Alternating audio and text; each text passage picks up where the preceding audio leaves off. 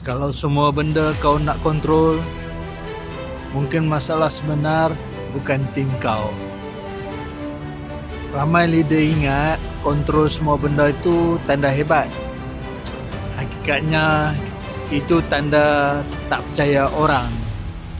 Semua benda nak cek, semua keputusan nak lalu dia.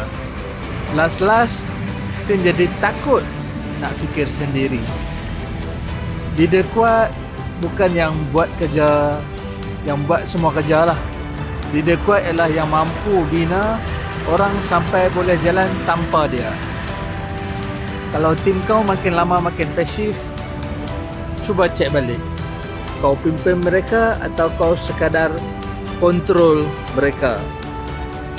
Hakikatnya, bila orang hanya tunggu arahan, company akan penat.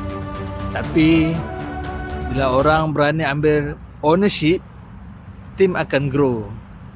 Leadership bukan tentang pegang semua benda.